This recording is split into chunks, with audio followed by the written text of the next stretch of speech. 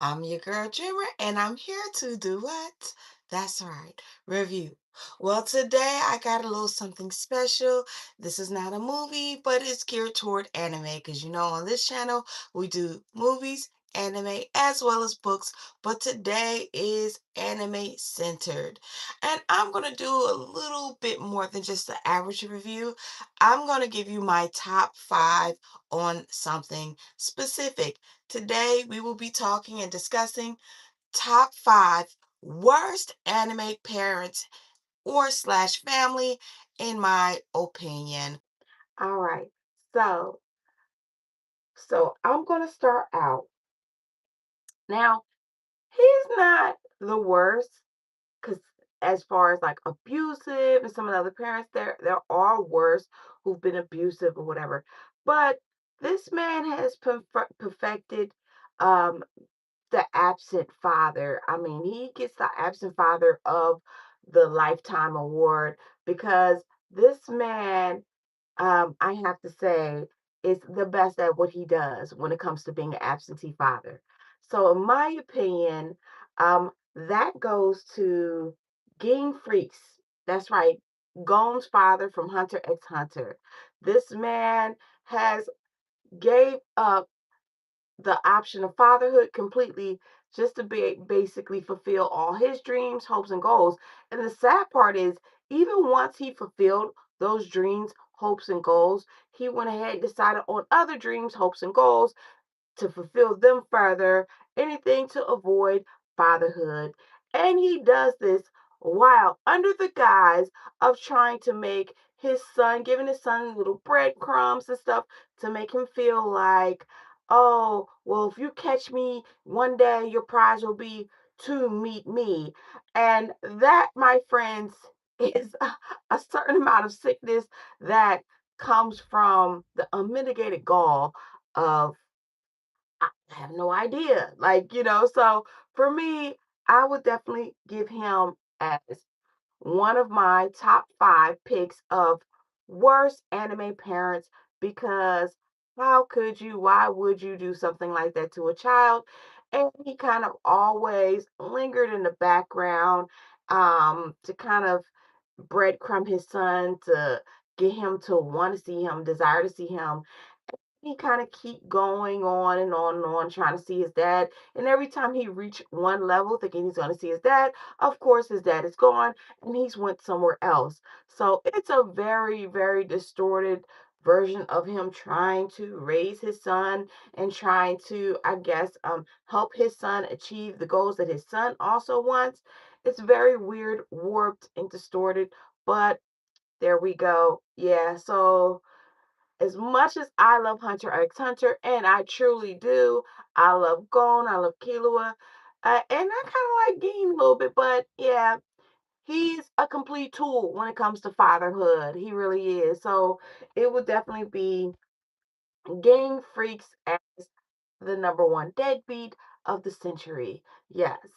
Now, so on to number two, Hunter x Hunter. Yes, it makes the list again for worst parents.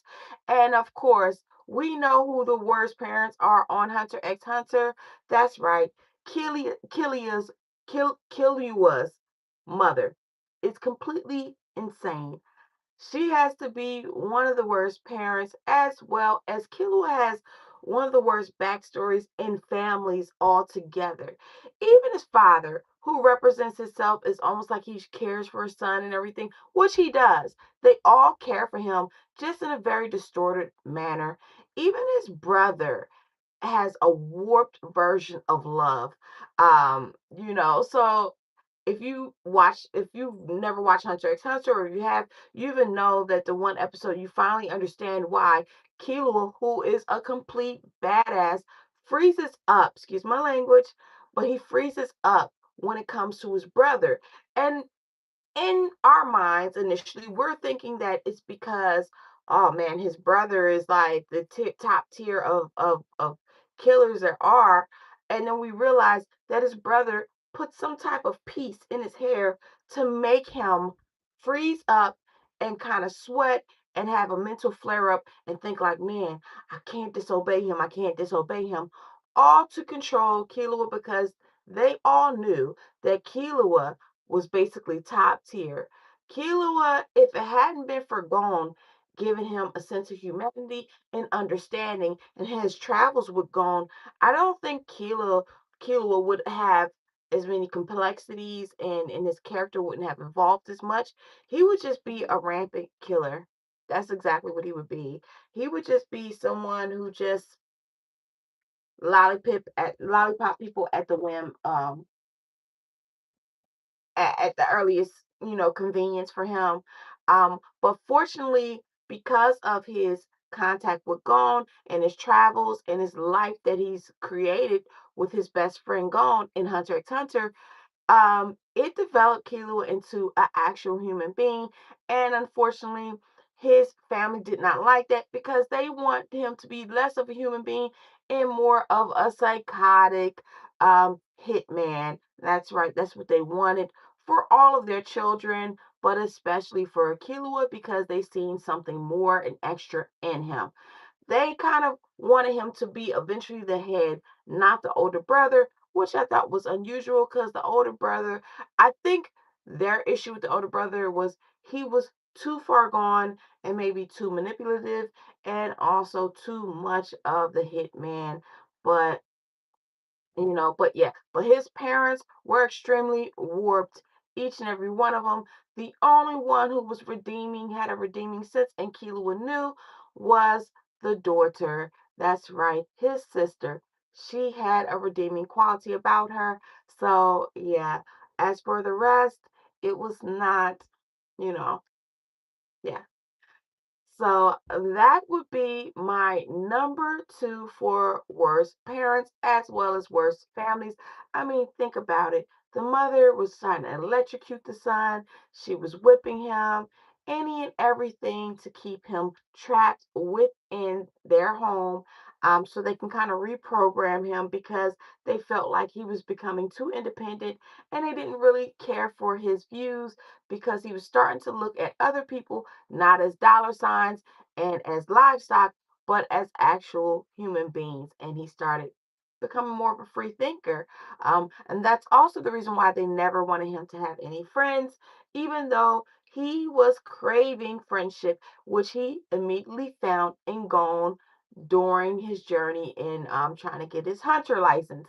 So to me, that was awesome. But of course, his family did not like that. So they sought to get him back under their thumb. And, anyone who's seen Hunter x Hunter know Gon wasn't going for that. And he did what he had to do so he can get his best friend back. And that's exactly what he did. But yeah, so as far as worst parent slash family, Kilo's family is top tier douches. Yeah, that's right. They're psychotic when it comes to that. So he ranks on the list. So far we got Ging Freaks for being an absent father and Kilo's family. Um, they were just insane, right? So let's go to the next one. Okay, on my list. I actually created a list.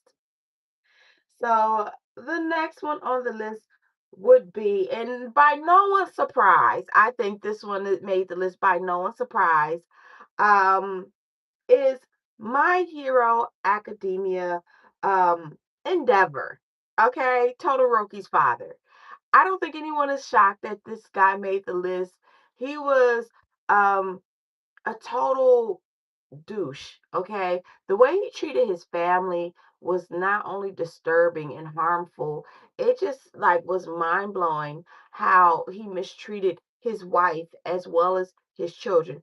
He just basically looked at his wife as an incubator to create the next big superhero that he wanted to hi that he wanted to, kind of become better and bigger than anyone else because he was always ranked as the second top hero. and he always wanted to be the first. And then eventually you see when he became the first, he still wasn't satisfied and he wasn't happy because he didn't become the first the way he wanted to become the first. He became the first by, I guess, kind of like happenstance, because the first person was no longer able to continue being top, on My Hero. So we all know, I'm not going to get into it because we all know what happened. If you haven't, then what are you waiting for? Go look My Hero up. I mean, it's an amazing anime. Don't wait.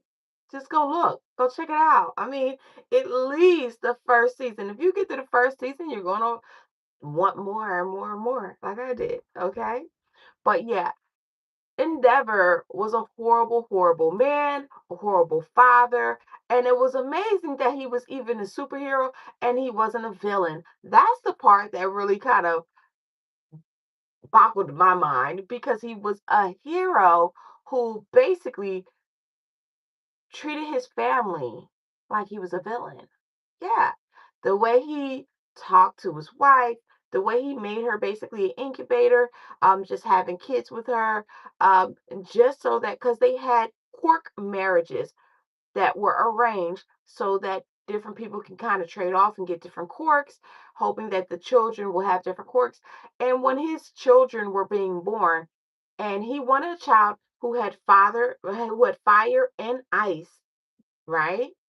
And unfortunately, most of his children would either have fire or they would have ice. They wouldn't have both.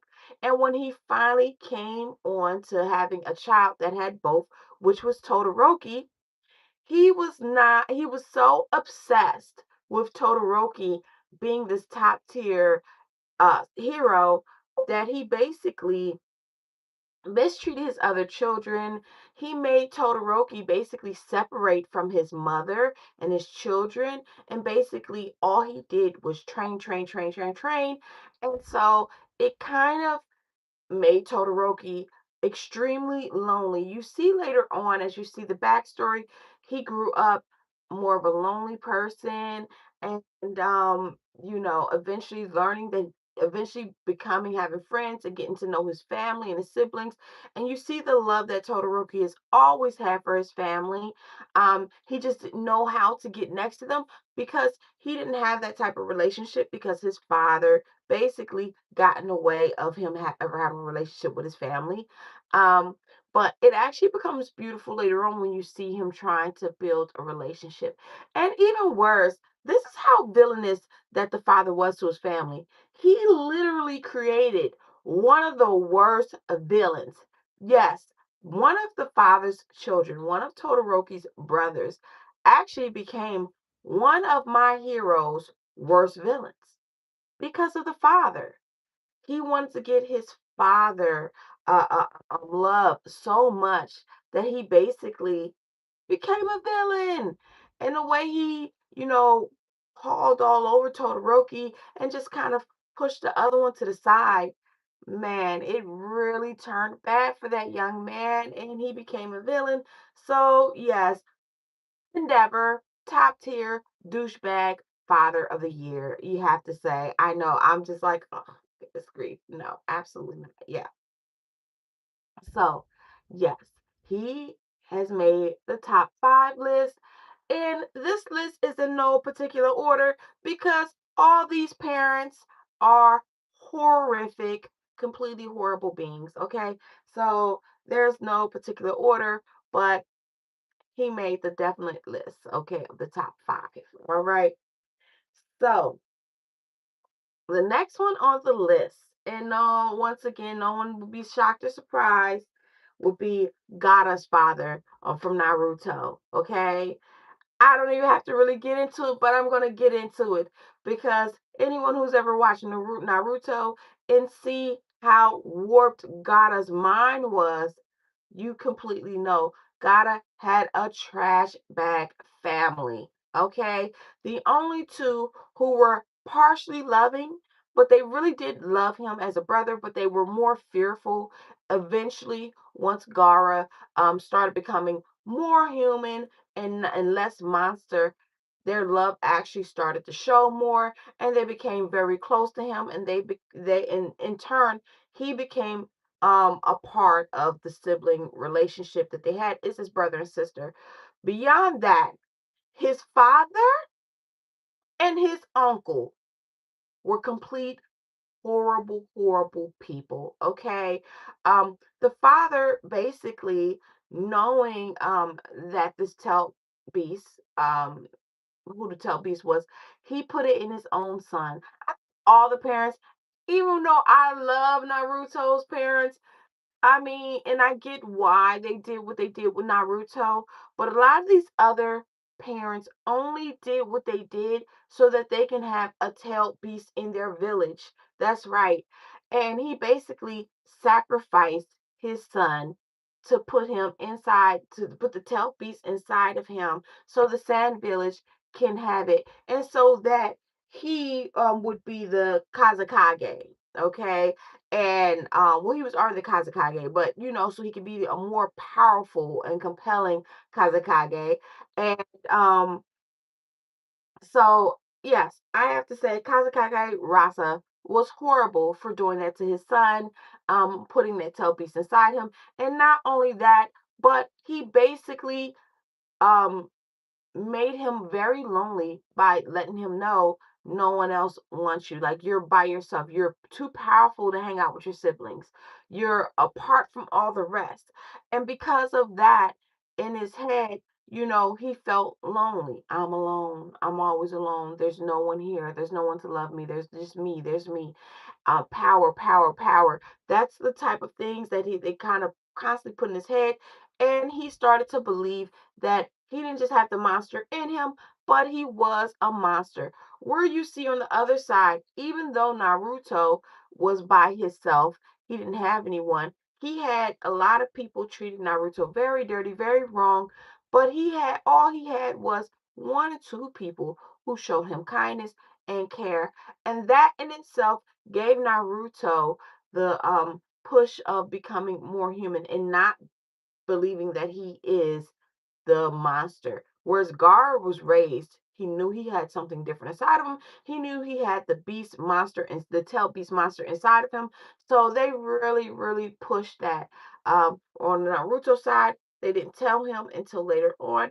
And then they pushed humanity, or some of them, because some of them was still very nasty to him, let's be honest. But they pushed more for him to be more of a human than for Beast, where with Gaara, his father wanted him to be more beast than human. Then, when it comes to Gaara's family, his uncle, his oh my goodness, his uncle not only attempted to kill him on multiple occasions, but the last time the uncle, who he thought was the only one who loved him and treated him with kindness, actually had a deep-seated dislike for him, because he felt like Gara killed his sister because the sister died during childbirth. So that wasn't Gara's fault. But the uncle still had love for Gara, but it was warped because he had a belief that he had to do this so to see Gara's strength and everything, and basically to kind of wipe him out. It was like really conflicting feelings, but the uncle did attempt to lollipop Gar. And if you know anything about this channel, on this channel we call lollipops anything that's gonna get them up out of here. Okay. Yeah, so the uncle did attempt to lollipop Gar and got lollipops in return, because if you know anything about the tailed beasts protect their host at all costs. That's right. Sometimes, and with Gara sand protects him. He doesn't even really get touched. So the first time he even gets touched, the first time he gets hit, he's shocked by the pain, don't know what to do with it because he's always been protected. But that's another story for another time. I might do a list on the Telt Beast, okay, of Naruto. But we're doing, I don't want to stray too far from worst parents slash family anime characters, okay? So yes, so Garda family makes the list, his father and uncle, the worst of the worst, really, really the worst of the worst, yes. So, and like I said, this is in no particular order. These are just the worst that I think the top five and that I can think of, in my opinion. And I'm quite sure there's a lot worse because we have seen throughout the years some horrible, horrible people who are parents, as far as animes, and I'm sure in real life too, but we're just sticking with animes because that's what this channel is about. Okay. So, number five. Oh my goodness. I remember watching this anime years ago, and I love this anime. And I was floored by this particular character. Oh my goodness. Okay, so Nagasa's mother, Hirumi Shiota. Okay. Nagasa's mother is horrible. This woman is completely psychotic. Okay. Um, Nagasa is a natural. Yeah, who would have knew? He is a natural assassin. Yeah. Like, even the teachers were shocked by how naturally this young man could become an assassin. And I think that's in great parts to how psychotic his mother was. Yes, this mother was simply a creep and a weirdo. Okay. So, first of all, she didn't want Nagasa to be himself. Nagasa was a young boy who looked like a girl. He just had very soft and feminine features. And the mother wanted him to be more of a girl. Nagisa didn't want to be a girl, he just wanted to be himself. And she would get mad at him when he didn't present himself as a girl, when he didn't wear his hair in ponytails to be cute, when he didn't put certain things on. She even wanted to him to wear different outfits to make him look more feminine, and that is not what Nagisa wants. I'm a firm believer in don't force your child as far as that go into things that they don't want. Let them be them. Okay. It's one thing if this is something he wanted, but it's stuff that he did not want, and the mother was forcing him into it.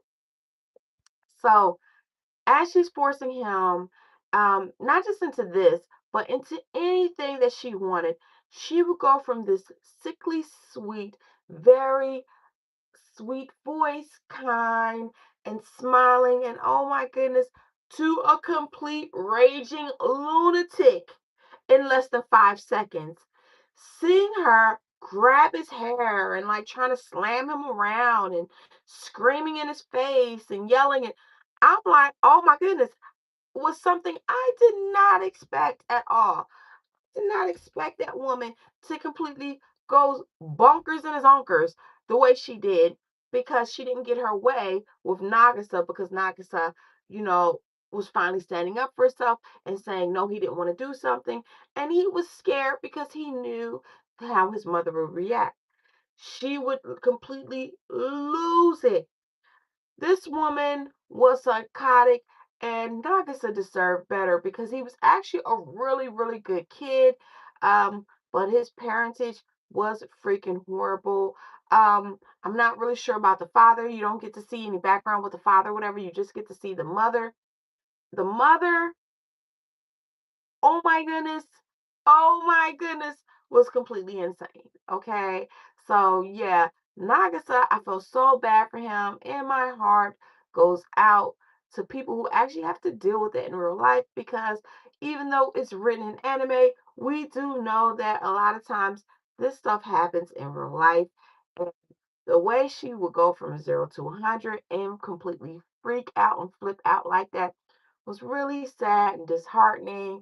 And yes, that I have to say is one of the reasons why she had to make the list because anybody who's ever seen um Assassination Classroom knows what I'm talking about. That woman is completely bonkers.